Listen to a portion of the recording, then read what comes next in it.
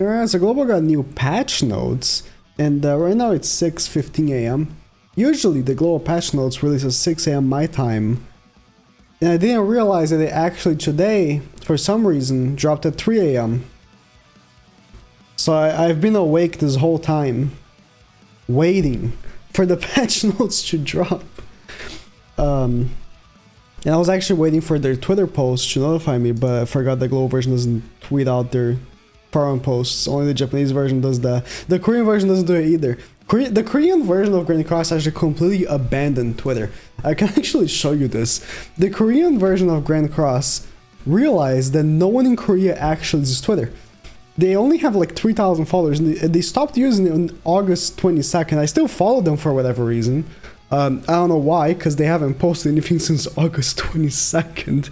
But they're big on Facebook. Wait, I don't know if my... I don't even have a real Facebook anymore, but I want to make sure that it's not yeah. Yeah, like real Facebook is like 40,000 followers. But the Japanese Twitter is like, what? Like 100k or something? 400? No, it's like a 400k. 500k, the Japanese Twitter. So you know, the Japanese version actually does use Twitter. But anyways, Ragnarok is coming for Global, of course. As it is, you know, Global is just a month behind JP, so everything that comes to JP, a month later comes to Global.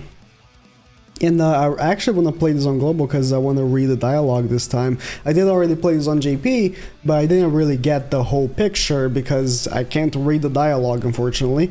So I just, you know, I watched the cutscenes and I played the stages, but I couldn't really read what the story was going towards. Right as the maintenance goes away, you can go in your box and you get the free tonar, 100 gems, and the costume for tonar as well. The banner is okay. I really like Sigurd, and if you use Assault Melee, I do recommend trying to go for him. There's nothing else coming to JP, or at least hasn't come to JP in a while. It's actually worth summoning for, but potentially in 2 weeks we could have a festival, or not a festival, a Holy War festival, which could be Estarossa. So if you want to save your gems for that, you know, possibility, I do recommend so as well. It really is a choice here. The summer characters I really don't recommend summoning for. Merlin is good, I actually quite like her, but the Roxy isn't so great, and nor is the Ellie Hawk, and the banners kind of suck.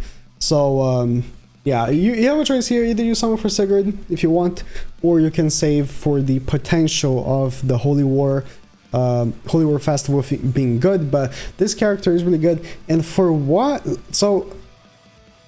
I can tell, these characters could be just returning in regular banners, because that's how the JP wording was on the patch notes, that they could come in like regular banners. They don't have to come in like only Ragnarok banners, so they could be a you know, recurrent characters. Give me a second here. I actually want to see if they are in the human summon, the SR ticket human summon. I don't think they are actually. I want to check anyways. Yeah, spin event, of course. This guy is back. They need to make more of these bosses. They are now recurring into just returning them all the time. They're not making new bosses anymore. These events. This right here. So Memory of the Earth World Tree Tower is here, and I do recommend doing all 10 of these. I think you get like 10 at the start, and you get 1 stamina every 12 hours.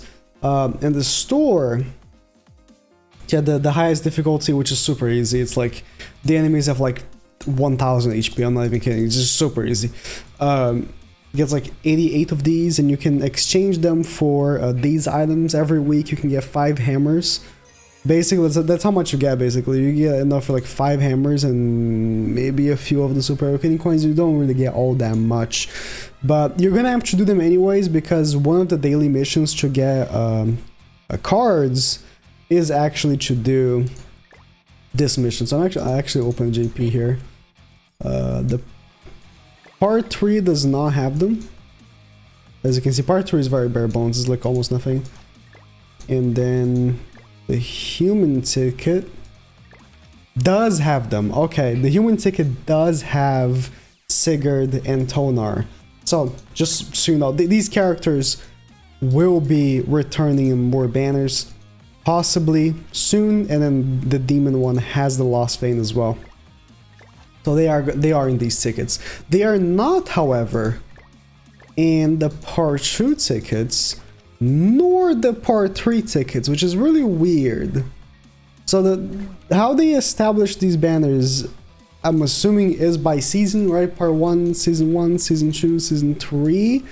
And because there's no season, none of these characters in Season 3, technically, I guess it makes sense for them to not be in the part 3. But at the same time, it's like, you know, you could have just put them, you know what I'm saying? Okay. This Grimner's book. Oh, by the way, the Tonar. No, you don't need to like level 90 her or anything. But if you've seen my Belmoth strategy, she's really good to have. She's free, of course, so you don't actually have to summon for her. You use her in the back for Belmoth, and she works perfectly. So she's a really good character to just unlock the passive. All you have to do is unlock her passive and use her the 4th slot on the Belmoth team. This right here, Grimner's book. He has like 2 things to click on that gives you 1 gem each, and that's it. So I don't know why that's even a thing there. Costumes, of course, engravings. Tower of Trials 6th floor, which I forgot who it is. Jericho? I think it's Jericho. I'm opening the tower right here on JP. Yeah, it's Jericho. So this stage, you just have to use 1 character. Just 1 character, and the character will be like invincible. Season 3 Tavern changes the appearance. You can change it back to the regular one, but I do like the bigger one. It takes longer to like go to characters. Let's say you want to go to like the end. It's a longer walk than the previous tavern, but I don't mind. Yeah, the check-in has changed. It's better now, I suppose, than before. It is definitely better, actually, just looking at it. They removed the art ticket, which is useless. Remove the gold, which is useless.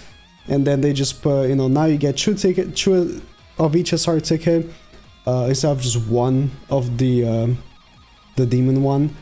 You get a part 2 ticket as well every 14 days, and you know, just more gems as well. So they did a good change there for the login bonus. Part 3 banner is here. There's no part 3 tickets yet, as you saw when I brought this up. The part 3 banner is here to spend gems on, but there's no part 3 tickets yet. So that's coming sometime. The coin dungeon, again, I made a video on this. The SR coin dungeon is so good. It's actually so good. And I 100% recommend doing. The R coin dungeon and the SSR coin dungeon, I do not. This guy has 530 SSR coins. Jesus Christ. I have spent so much money on this game. Like way more than any person should. And currently I have 78. Okay. How?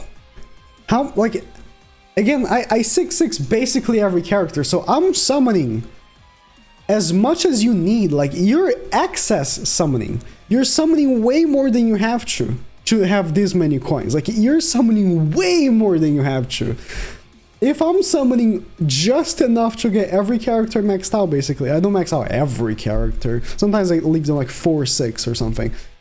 If I have 78 right now, although I use them sometimes for Super Awakening, but still, 530, that's a little excessive.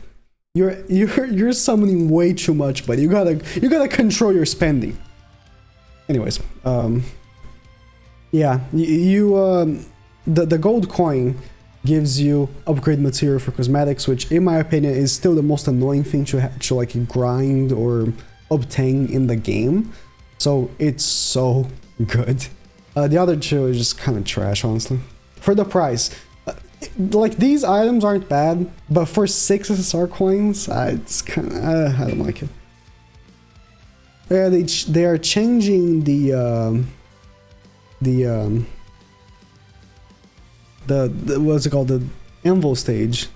Instead of being unlimited times you can beat in under an hour, now you can beat 15 times and you basically have no time limit. There's a 24-hour time limit, so you just put on auto, and it's a good change actually.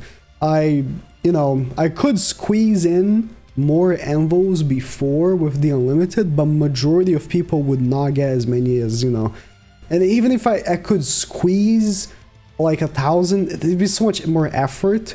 This way I just put on auto, and no matter what, I get like around 650 to 800 anvils every time. This is how it's made now. So the new anvil dungeon, in my opinion, is better. I see some people, mostly big whales, complaining because they can't get a little more. Bro, I prefer just autoing and getting consistently like 700 than having to actually manually play it. Much more. And again, even if you manually play it, you're getting a little bit more. It's not even worth it. Halloween offers unique details. Okay, yeah. So Sigurd, I like that they're actually. I don't know if JP said this, but Sigurd is actually a double race character. So his passive is, if you don't know what he does for whatever reason, if you haven't been keeping up, I mistyped. If you haven't been keeping up, his passive is that he's a human, but he also counts as a demon. And for Gringalfer, for example, if you, let's say you have Sigurd and you also have a demon, Gringalfer's passive will not proc because it counts as having 2 demons in the field, which is kind of obvious, but it's good to know. Okay, some fixes to character thingies. All right, so that's it about the patch. It is a good patch. I mean, we just recently got this on JP, but I am actually very excited to play this in English now and see what the whole story is about. But yeah, if you haven't seen the story yet, I mean, I was gonna say you can watch my stream playing it, but to be fair, you can just wait one day and you can see it in English, right? So if you do want to see it, in Japanese one day before it comes out in English, I have it on my channel, but to be fair, just wait one day. You're gonna have the experience in English is much better. Yeah, that's it.